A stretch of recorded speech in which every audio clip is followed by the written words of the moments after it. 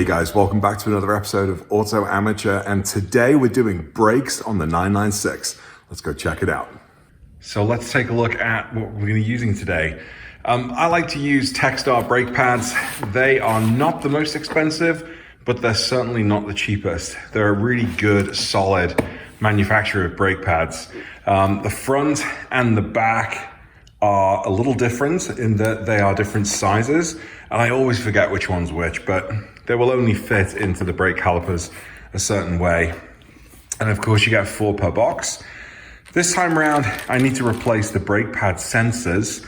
I don't usually do this all the time, but this particular time, the car's telling me that there's brake wear and there's a sensor malfunction. So, you know, it's a good time to change these. They're not too expensive. I think they're about $10 each. And then the tools I'm going to be using, I need ratchets and wrenches in order to get the bolt out of the caliper. It varies depending on the hardware you buy. In this particular case, my caliper bolt takes this T40. So I'm going to be using that. A breaker bar is certainly helpful because the caliper bolts are on tight and you need to torque them. We'll get to that later, to I think around 100 foot-pounds. Don't quote me on that. We'll make sure we get the right torque spec later. A little bit of silicone paste here, which I hear mixed results on, or at least I hear mixed opinions on. Some people like to use this, some people don't like putting anything near their brakes. This 3M silicone paste is actually specifically made for brake systems, prevents corrosion. I like to just put a tiny little bit of this onto the caliper bolts.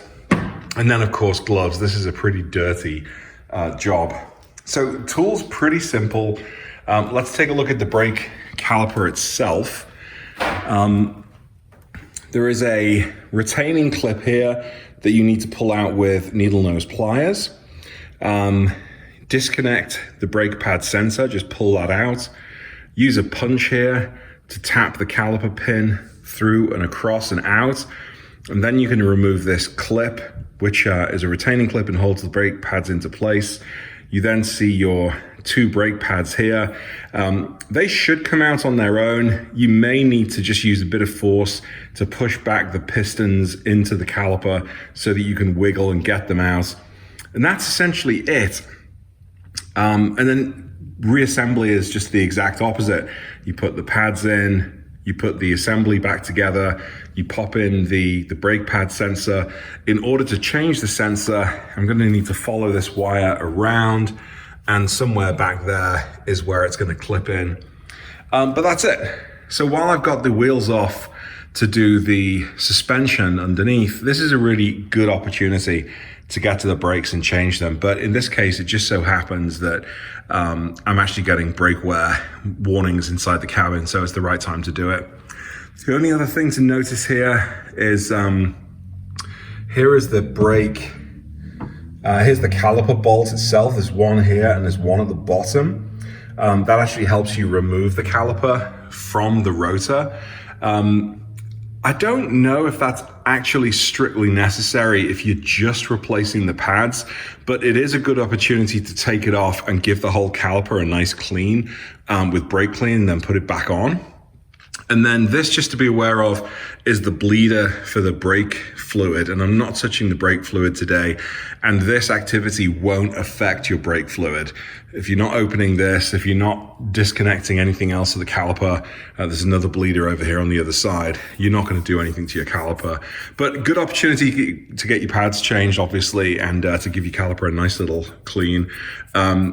This is the powder coated calipers that we put on this from Jacobson's in Burnsville, Minnesota. They're still looking really, really good. I mean, we haven't done too many miles yet, but wow, I just love how these look.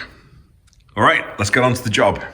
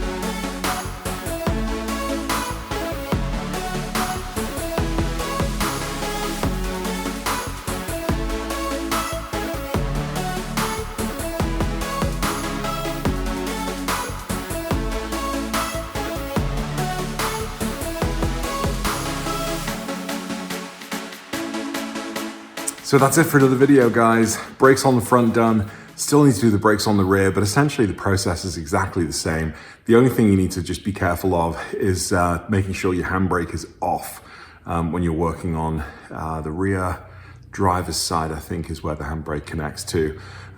Just be aware of that because that can get in the way. Really fun job. You know, it's a pity that these jobs only need to be done every, you know, so many thousand miles, because like oil changes, they're a lot of fun to do.